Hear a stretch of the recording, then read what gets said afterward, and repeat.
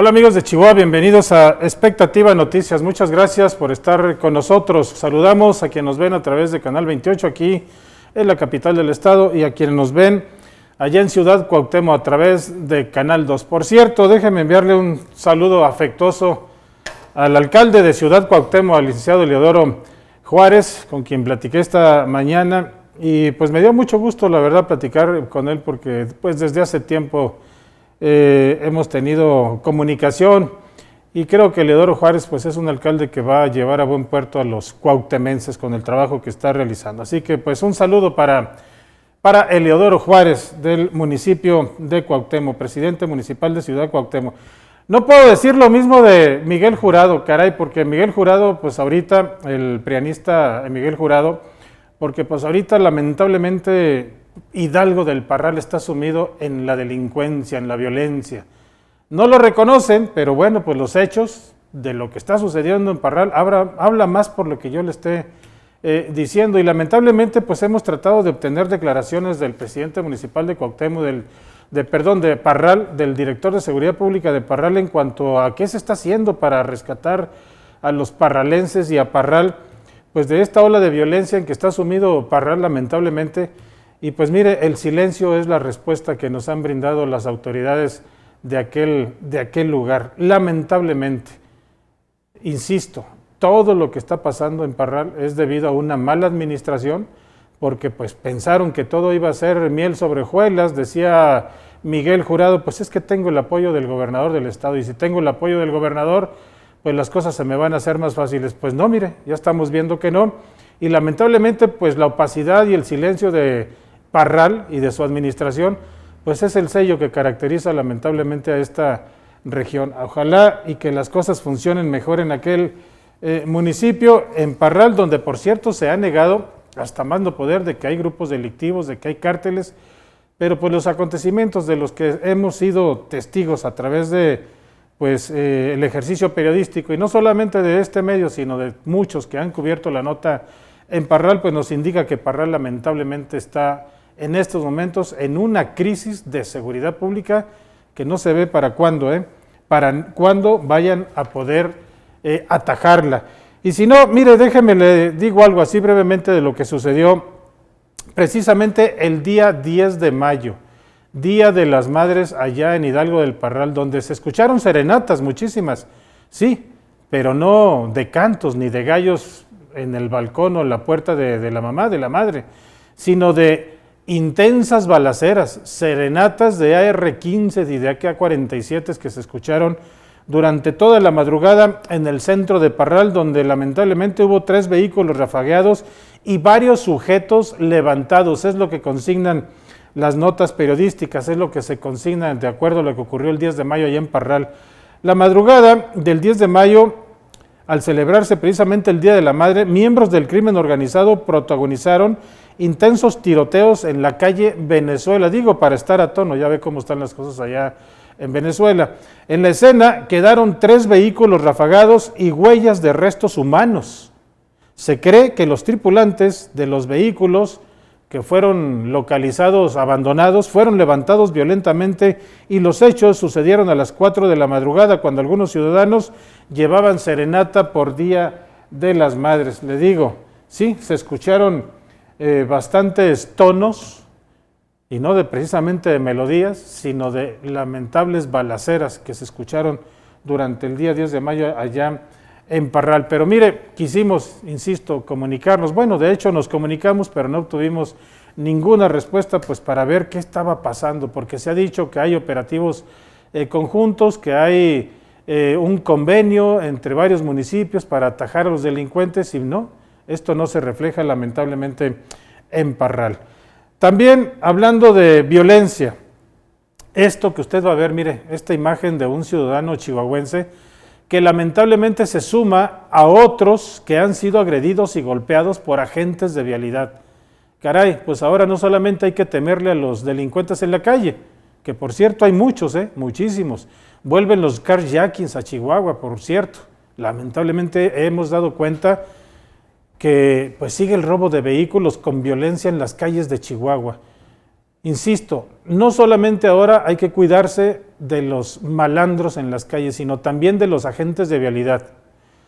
Esto es porque el pasado 9 de mayo, un día antes del Día de la Madre, del día 10, en punto de las 21:42 horas, en el cruce de las calles Francisco Villa y Periférico de la Juventud, este señor que usted ve ahí todo golpeado, miren nada más los verdugones, los moretones en la espalda, los moretones en el antebrazo, en los bíceps, bueno, en todas partes del cuerpo, de los golpes que le propinaron agentes de vialidad. ¿Y sabe usted por qué? Porque lo pararon, lo multaron porque supuestamente iba a exceso de velocidad, y a uno de los malandros vestido de agente de vialidad, pues se le ocurrió preguntarle a este hombre que usted ve ahí, de nombre Manuel Hernández Escorza, ¿qué me ves? Así le dijo el agente de vialidad. Y nada más por ese motivo fue más que suficiente para que los agentes de vialidad lo golpearan, lo agarraran a patadas, a golpes, y bueno, fue agredido físicamente tras ser detenido al conducir en exceso de velocidad, eso dicen los agentes, y negarse a entregarle cierta cantidad de dinero, pues para arreglar las cosas y no tener que llevárselo hasta las instalaciones de vialidad y tránsito. Miren nada más ahí en la muñeca de la mano de este hombre, donde intentaron ponerle las esposas y así lo dejaron. La víctima, que usted lo ve ahí, denunció en varios medios de comunicación lo sucedido y detalló que tras observar casualmente al agente de nombre Javier Herrera, quien realizaba en ese momento la multa correspondiente, comenzó la agresión en contra de Manuel Hernández y un número importante de elementos, tras solicitar el apoyo y arribar 5 unidades más al lugar de los hechos. En este mismo sentido, dijo que primero le dieron la oportunidad de sacar las cosas del valor del automóvil, el cual iba a entregar luego de repararlo. Sin embargo, ahí comenzó la agresión. En la declaración de los hechos, el automovilista, víctima, comentó, me dijo que sí que le veía y se me paró muy prepotente. Entonces, pues yo me levanté del carro y fue cuando me pegó en la mano y de ahí comenzó la pelea. ¿Por qué quisieron esposarme? Él dice, pregunta, ¿por qué quisieron esposarme si no soy un delincuente y yo no me dejé? Entonces comenzaron a agredirme, luego me esposaron y después con unos cables, miren, y ahí están las huellas precisamente de las esposas, comenzaron a agredirme. Después con unos cables para pasar corriente me agredieron y me los ataron al cuello, comentó el afectado. Y pues ni modo que vayan a decir que esto no es cierto, que no sucedió, porque mire, aquí ni las cámaras, si alguien grabó, si las cámaras están funcionando en esa parte de la ciudad, las cámaras de vigilancia que se supone que hay a lo largo y ancho del Periférico de la Juventud, si en verdad funcionaron, pues esto va a ser una muy buena herramienta para que todo se esclarezca, para que nadie diga, no, a mí me lo contaron, es que tú dijiste, es que yo dije. No, las cámaras pueden arrojar la realidad de las cosas, pero por lo que vemos, miren nada más, cómo lo dejaron a este pobre hombre, que pues su pecado fue haber visto o volteado a ver a uno de los agentes. ¿Usted cree que esto puede quedarse en la impunidad? Bueno, pues como hemos visto ya muchos casos aquí en Chihuahua, ahí está lo del diputado que pues participó él dice que en el rescate, para mí fue privación ilegal de la libertad de un bebé, de un niño de 5 años, de 7 años, pues cualquier cosa puede pasar. Si cada quien se hace justicia por su propia mano aquí en Chihuahua, pues que estemos viendo pues ya es peccata minuta, ya es como pan de todos los días. Aquí lo que no debemos de permitir los ciudadanos es que estas cosas ocurran, porque mire, de por sí la ciudad está atrapada en medio de violencia y ahora también estarnos cuidando de los que se suponen son la autoridad y deben de brindarnos tranquilidad y seguridad en las calles de Chihuahua y son los primeros en romperla y son los primeros en romperle los brazos y pues todo lo que está usted viendo de este hombre, pues me parece que como dijera Cantinflas, pues no hay derecho. Ojalá y que esto lo estén registrando las autoridades, los jefes de estos, pues ¿cómo le puedo llamar? Porque agentes de vialidad, servidores públicos, a mí no me parece que sea el calificativo adecuado, porque se comportan como verdaderos delincuentes, lamentablemente. Pues más violencia oficial y de la delincuencia que estamos viendo en las calles de Chihuahua. En otras cosas, y hablando de más violencia, para que vea usted cómo lamentablemente está el Estado sumergido o inmerso en esto de la inseguridad. Y para no perder la costumbre, allá en la fronteriza Ciudad Juárez, tiraron a una mujer, pero la tiraron así, tipo Jack el Destripador, así en pedacitos, descuartizada. Esto fue en Ciudad Juárez el 10 de mayo, también el 10 de mayo. En un tambo de basura la encontraron, descuartizada, despedazada y encobijada en la calle División del Norte, allá en Ciudad Juárez, y en bolsas negras. Los sicarios en Juárez aprovecharon el Día de las Madres, así como lo aprovecharon en Parral, como lo aprovecharon en muchos lados del estado, para hacer desmanes, mientras miles de personas festejaban a sus madres y otros acudieron a panteones para visitar a los que ya partieron.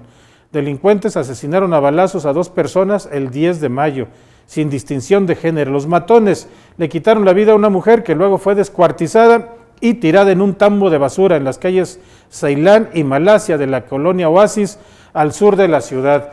Y así como este asunto, pues muchísimos casos. Ya ve usted también lo que pasó allá en Belisario Domínguez. Belisario Domínguez, no sé si es Carretas, si también se le conoce como Carretas, o es otra, porque también en Carretas, un día después también hubo otra balacera, donde también asesinaron a otras 2 personas. Pero aquí, en Belisario Domínguez, a 30 minutos de la ciudad de Chihuahua, rumbo a Cuauhtémoc, ahí asesinaron a 5 policías y al mando, al comandante. Dígame usted si Chihuahua está tranquilo. Dígame usted si realmente Chihuahua es un estado donde podamos hablar que ya la seguridad ya nos embargó nuevamente, que ya podemos transitar libremente por cualquier lado de nuestra ciudad, cuando hemos visto mujeres descuartizadas en Juárez, cuando hemos visto policías asesinados en Belisario Domínguez, cuando vemos aquí en Chihuahua, en las calles de nuestra capital, que agentes de vialidad ya no van a multar, ya no van a multar, ahora van a golpear, como ya lo podemos estar viendo. O dígame usted si es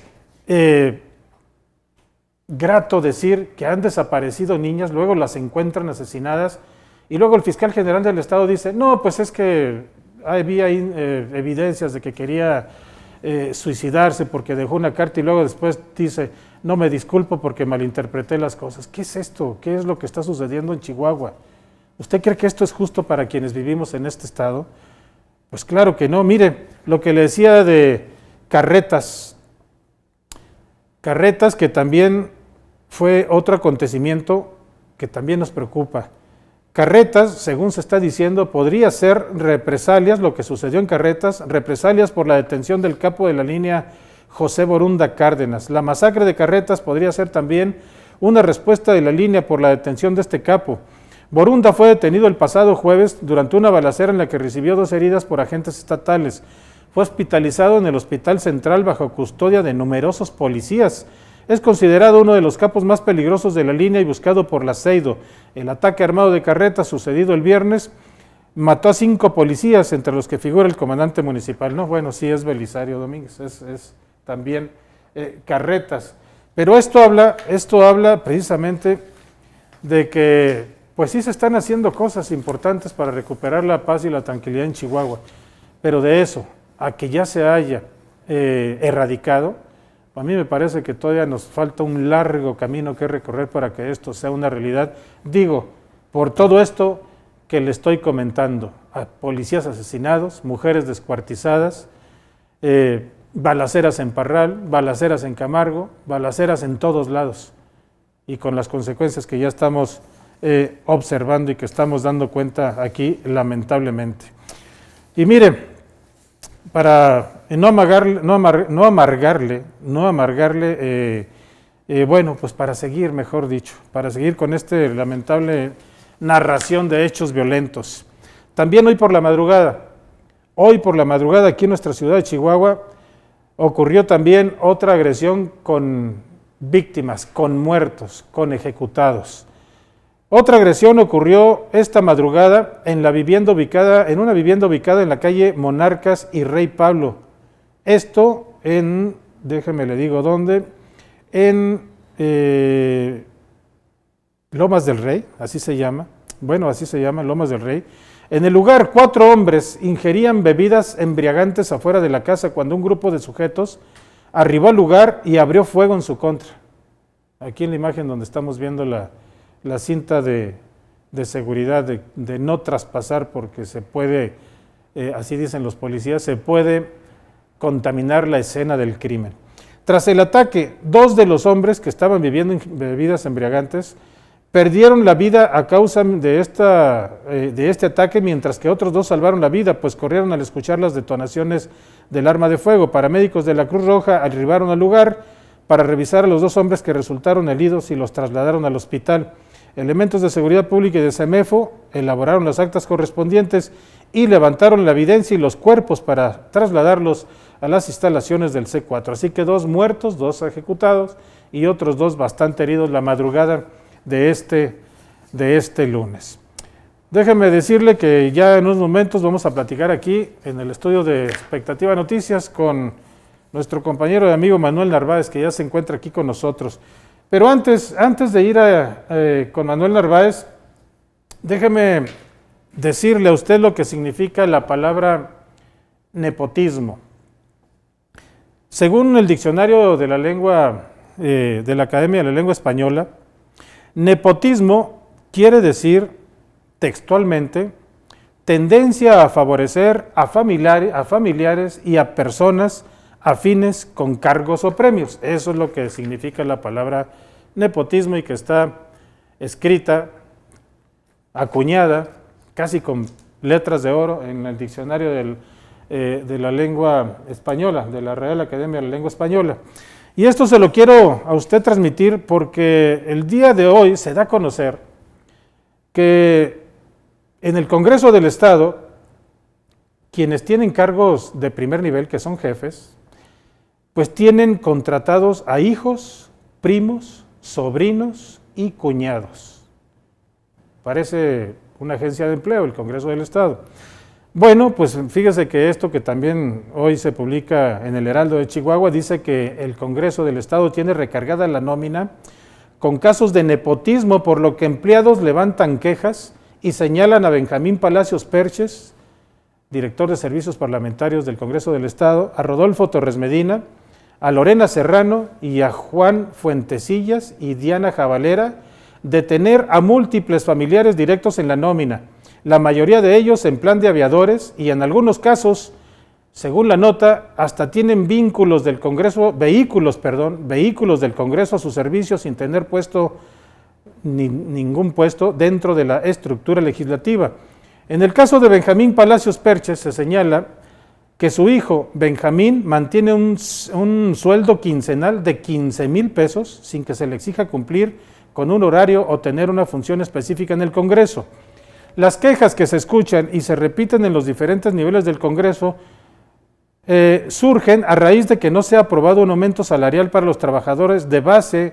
El sindicato, dicen, ya arregló con el gobierno por la supuesta austeridad y no van a pedir aumento, pero por eso no nos han dado nada a los que no somos sindicalizados.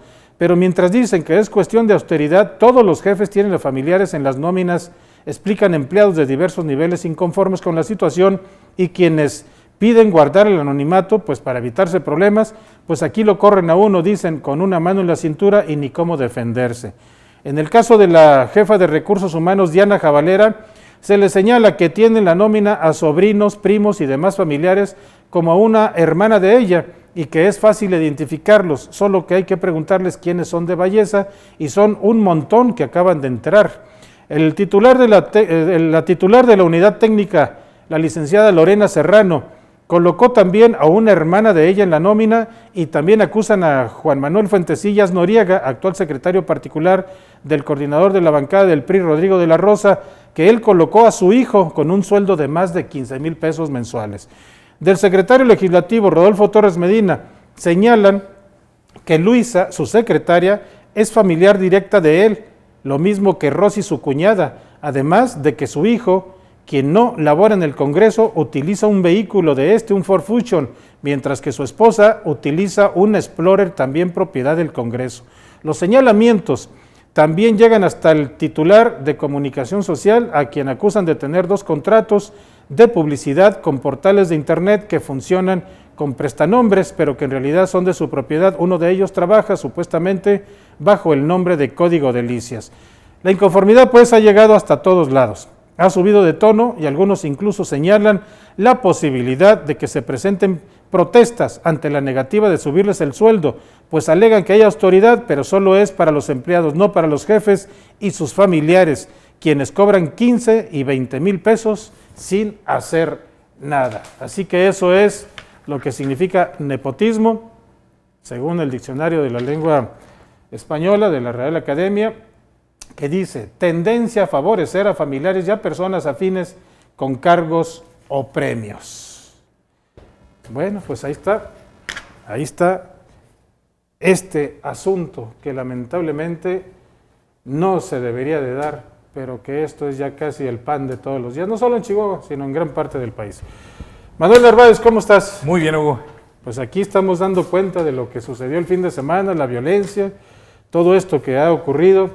Y ahorita ya para retirarnos, pues ahí traigo una gráfica de la gasolina más cara del mundo. No van a batallar mucho en saber en dónde es, Manuel. Es tricolor. Es tricolor. O sea, es de México. Lamentablemente. Es de México. Fíjate que no me sorprenden los datos que mencionas ahí del nepotismo. Ha existido desde que existen gobiernos en este país, en los 3 órdenes de gobierno y en los partidos azules, amarillos, rojo, de cualquier color. Pero no tan solo en el Congreso, hay algunos datos ahí que ya se habían manejado anteriormente. Es parte de la grilla que existe en el Congreso del Estado, pero el Poder Judicial del Estado está exactamente igual. Jueces con sus parientes, esposas, novias, hijos, sobrinos, etc. El Poder Judicial lo deben dominar alrededor de 10, 12 familias. Abogados que tienen tendida todas sus redes familiares para controlar la justicia aquí en el estado de Chihuahua.